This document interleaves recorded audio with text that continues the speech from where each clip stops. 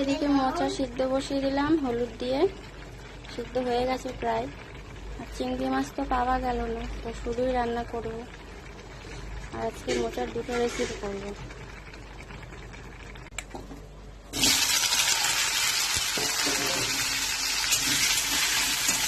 মোচাতে আলু দেবো, আলুটা আগে ভেজে তুলে নেব।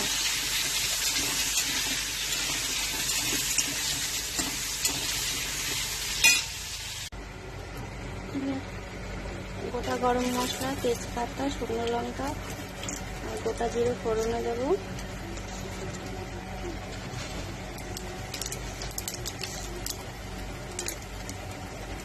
এবার দেবো কেটে রাখা পেঁয়াজ।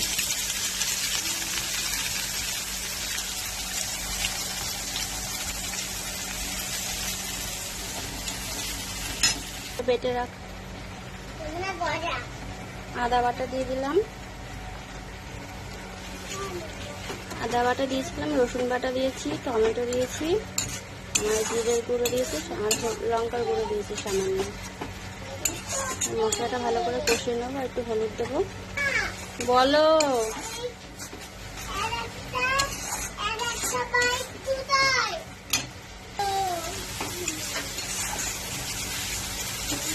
ওখানে আছে, খুঁজে দেখো, আছে, নিচে পড়ে গেছে, ওই যে নিচে। মশলাটা কষানো হয়ে গেছে, আর ঝালটা অল্পই দিয়েছি, ঝাল অল্প ঝাল আর মিষ্টি মিষ্টি করবো, বেশি ঝাল করবো না। খুব বেশি ঝাল খাওয়াও যায় না, আর আমি ঝাল খেতে পারি না একদমই। সিদ্ধ করে রাখা মোচাটাও দিয়ে দিলাম। এটা অর্ধেকটা মোচা দিয়ে করছি, আর অর্ধেকটা রেখে দিয়ে যেটা অন্য রান্না করবো।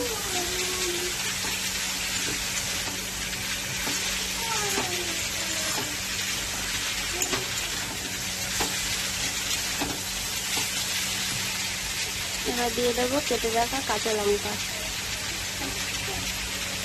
4টে মতো লঙ্কা দিয়ে দিলাম। নামানোর আগে সামান্য চিড়ে দেবো, যাতে একটু মিষ্টি মিষ্টি লাগে খেতে।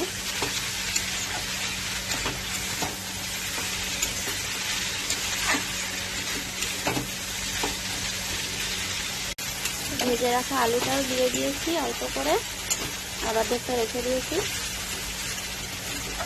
এবার দেবো সামান্য জল, নাহলে তলাটা লেগে যাচ্ছে।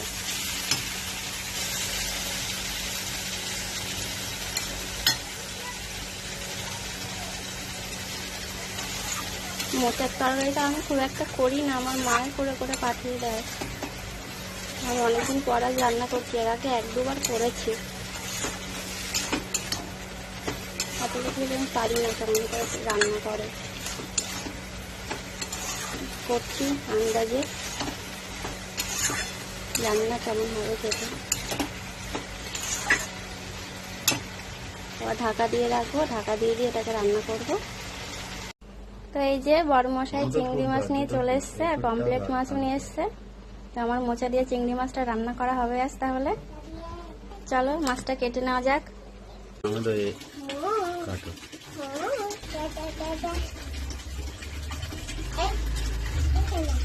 পড়ে যা পাপাই, হাতে নোংরা লেগে যাচ্ছে, সরো।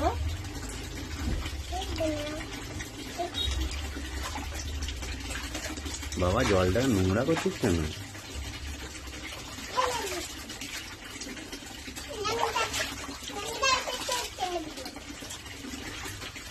ঠিক আছে,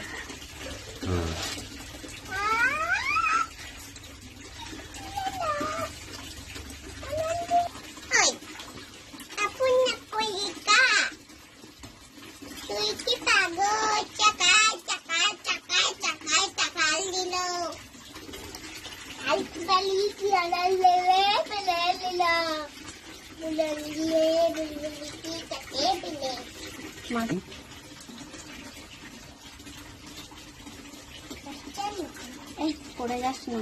এই তো দেখো বন্ধুরা, তোমার দাদাভাই কত বড় বড় চিংড়ি মাছ নিয়ে এসছে। চিংড়ি মাছের ঝোলগুলো কি লম্বা লম্বা, এটা একদমই ঝামেলা নেই। ঝটপট সোজা করো আর ধুয়ে নাও।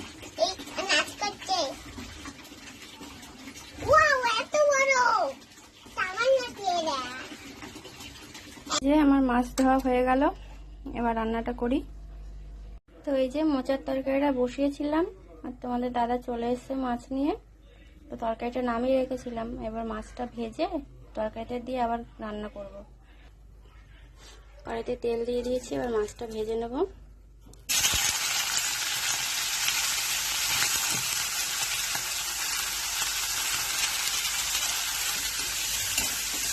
নুন হলুদটা মাখাইনি, একবারে নুন হলুদ দিয়ে দেবো এখন। এবার নুন হলুদ দিয়ে দিলাম মাছে, দিয়ে একসাথে ভেজে নেবো। আলাদা করে মাখানোর আর ঝামেলা রইবে না। ভেজে ছেলেদের জন্য কটা তুলে রাখবো, ওরা তো তরকারি খায় না। তারপরে তার মোচাটা ঢেলে দেবো।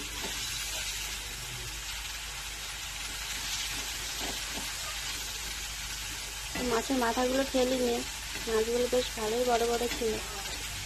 মাথাতে ঝিলে থাকে, ঝিলেটা খেতে ভালো লাগে। মাছটা বেশি ভাজবো না, অল্প ভাজবো। বেশি ভাজলে আবার চিংড়ি মাছ শক্ত হয়ে যায়। আর এই যে পমফ্রেট মাছটা শুধু আজকে ভাজবো, আর তরকারি করবো না, আজকে ভাজাই খাবো। চিংড়ি মাছটা ভাজা হয়ে গেছে, এবার কটা তুলে রাখবো।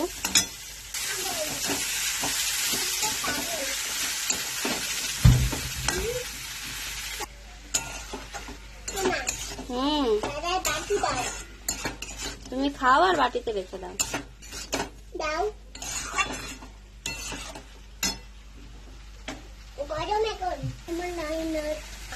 তো তরকারিতে স্বাদ মতো চিনিও দিয়ে দিয়েছি। এই যে এখন তরকারির এই অবস্থা। আর কিছুক্ষণ ঢাকা দিয়ে দিয়ে রান্না করবো, তারপর নামিয়ে নেবো।